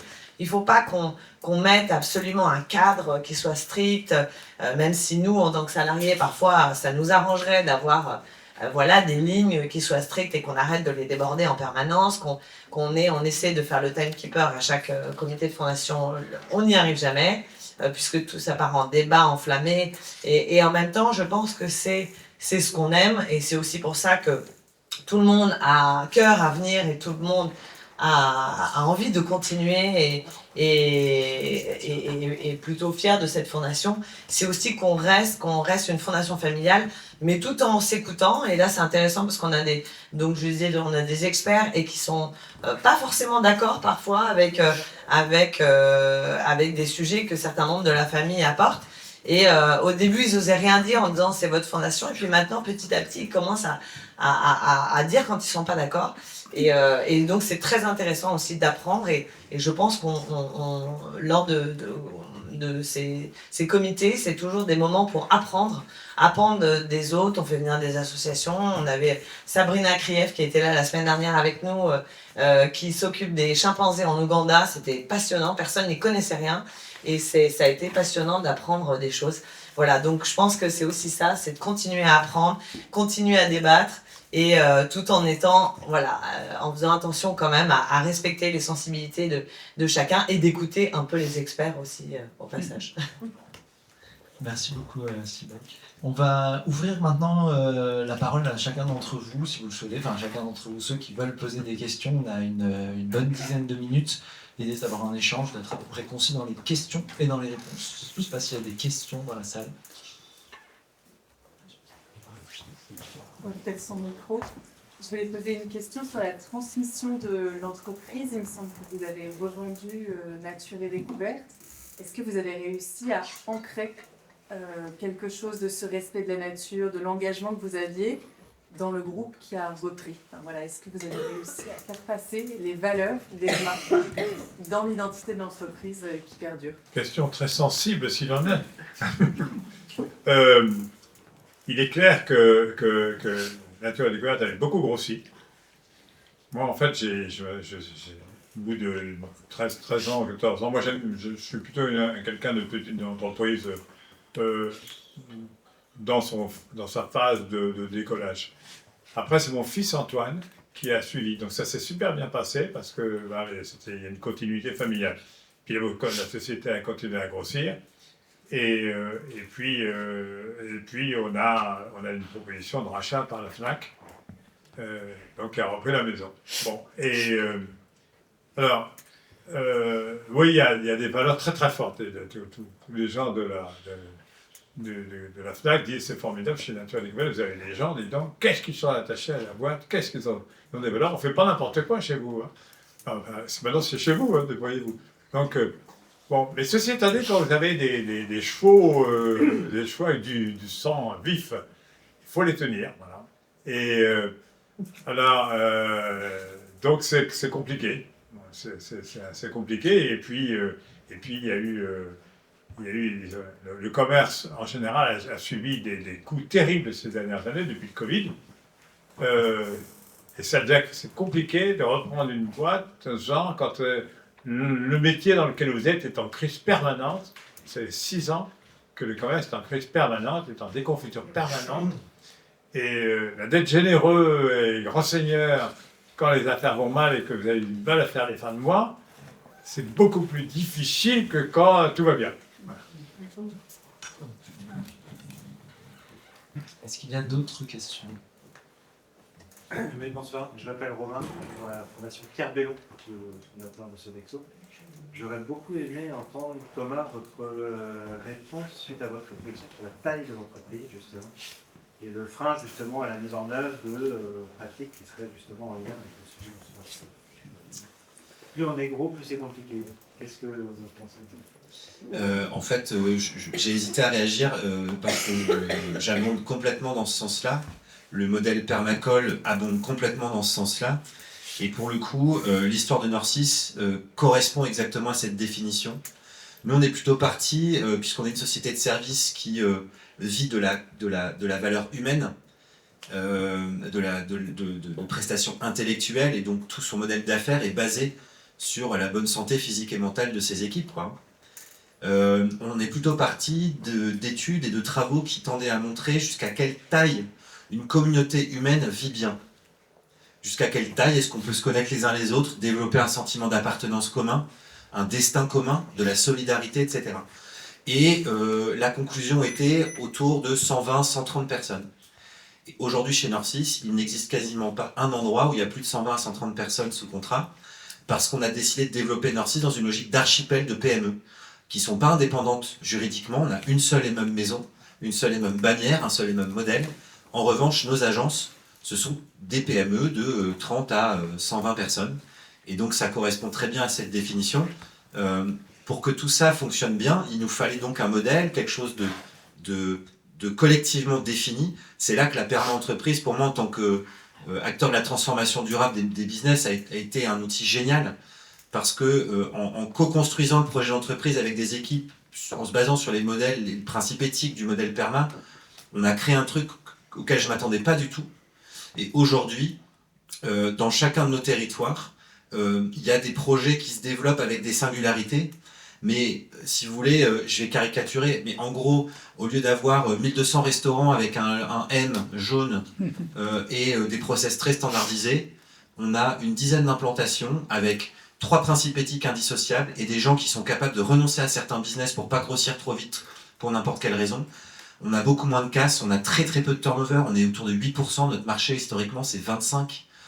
On a l'année dernière, je crois qu'on a 2,7 jours d'absentéisme par an par personne. La moyenne nationale, je crois que c'est 15. Donc, pour vous dire à quel point on est loin d'être parfait, et notamment sur le modèle d'affaires, on a encore du boulot. Mais je pense qu'on a beaucoup respecté les principes qu'évoquait François.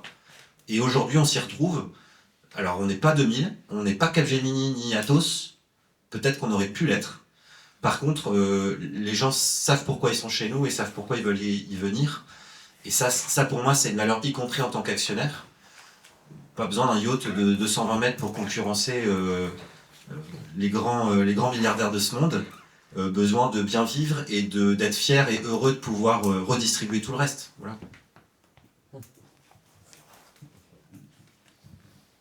Est-ce qu'il y avait d'autres questions? Bonjour, Marie Mailloux. Mon fonds de dotation œuvre pour un numérique raisonné au sein des familles.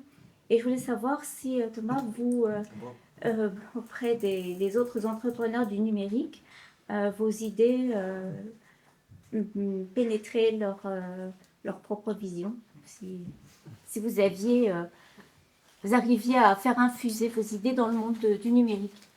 Il y a à peu près 1000 boîtes autour, par exemple, sur l'IA, actuellement en France. Est-ce que ça arrivait à...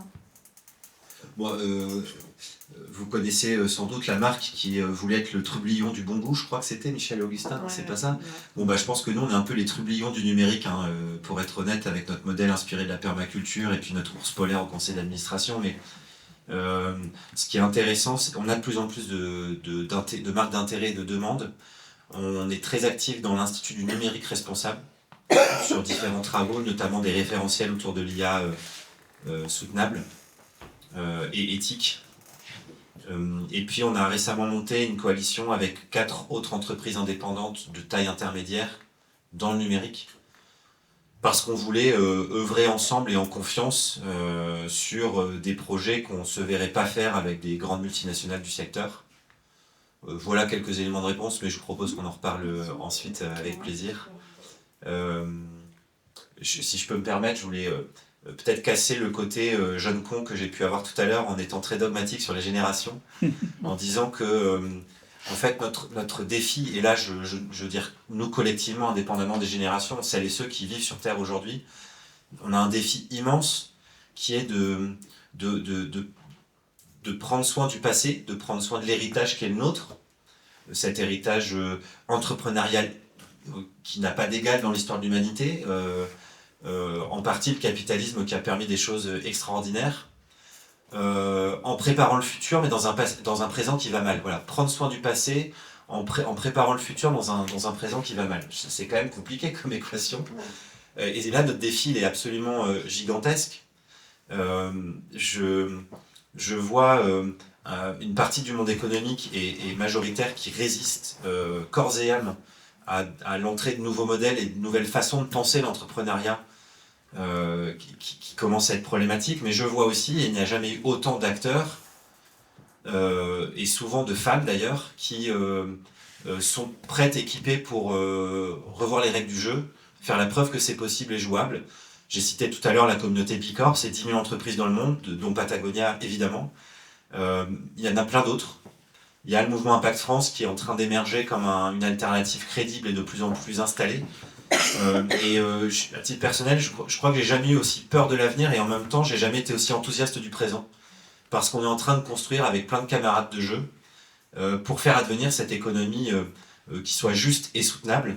Et j'ai l'impression que plus les dégradations vont se voir, plus la société civile ne pourra être que de notre côté et pousser avec nous pour voir advenir une économie juste et soutenable. Donc voilà, ce sera mon mot de la fin, et ça on pourra le faire que tous ensemble, indépendamment des générations.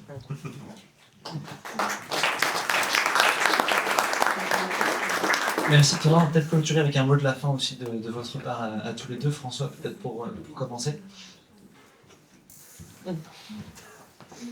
C'est qu'il ne faut jamais désespérer. Hein. De toute façon, je dirais qu'à chaque génération, on pense toujours que c'était mieux avant. Voilà. Donc, moi, je pense qu'il faut dire que ce sera mieux demain. Et si on le veut, hein, si on le veut, il faut garder la flamme, il faut garder le cœur, il faut garder l'espoir. Je trouve qu'on voit beaucoup trop ce discours ambiant, c'est que c'est foutu, et les gars partout, enfin, on va sous terre. Quoi. Non, il y a plein d'opportunités en permanence, il y a toujours des choses à découvrir, il y a toujours été comme ça, c'est l'histoire du monde, c'est l'histoire de l'homme. Bon, et ben, voilà, c'est vrai que la tâche est rude hein, quand on voit tout ça, parce qu'avant c'était pratique, on ne savait pas ce qui se passait.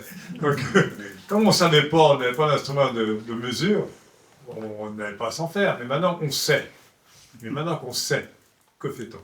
Voilà, et je pense qu'on va y arriver.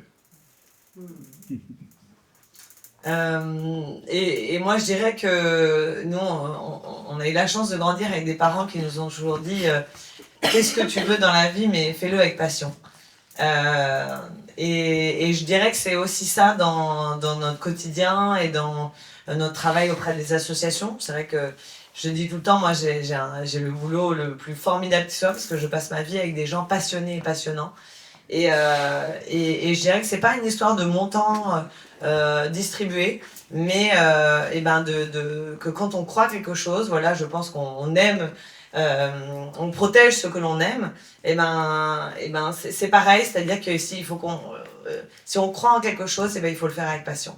Et je pense que c'est ce qu'on essaie de faire au quotidien aussi avec nos différentes actions, chaque personne qui est là, et qu'il faut continuer comme ça et avoir foi, parce que c'est sûr que si on désespère, bon bah on laisse tomber et puis on part aux Bahamas sur un yacht.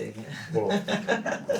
Et toi, Nils, du coup, c'est quoi qu'est-ce qui te donne encore foi là? Parce que tu nous as quand même dépeint un tableau. Rien. C'est quoi toi? Bah, je vais vous partager un moment un peu suspendu que j'ai eu avec Jane Goodall, que vous connaissez sans doute, qui est malheureusement décédée il y a quelques mois. On était sur les toits de Venise et on a parlé pendant 2-3 heures. Elle était avec son whisky, c'était son moment à elle. Et elle avait à cette époque plus de 90 ans et je lui demandais mais Jane, qu'est-ce qui t'anime encore?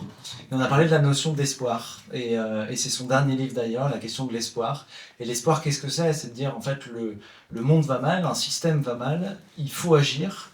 On ne sait pas si on va y arriver, mais il faut se donner à fond dans la tempête. Et c'était vraiment son discours de dire, face aux crises auxquelles on fait face, il faut qu'on y aille. On n'a rien à perdre, on a tout à gagner. Il y a beaucoup d'opportunités aussi, il y a beaucoup de risques, mais transformons ça en une opportunité de collectif. Et je voudrais clôturer sur ce message-là d'espoir. On n'a pas d'autre choix que d'agir, et la seule façon de réussir, c'est de collecter toutes les pièces du puzzle que nous représentons en tant que collectif, dans notre diversité, dans nos façons de penser, dans nos débats, dans nos désaccords, dans nos accords, dans nos visions communes ou différentes. Mais il faut qu'on prenne le temps de discuter, il faut qu'on ralentisse, il faut qu'on se regarde, il faut qu'on s'écoute. Et ensemble, on a la capacité de faire quelque chose de très très grand et d'être de bons ancêtres.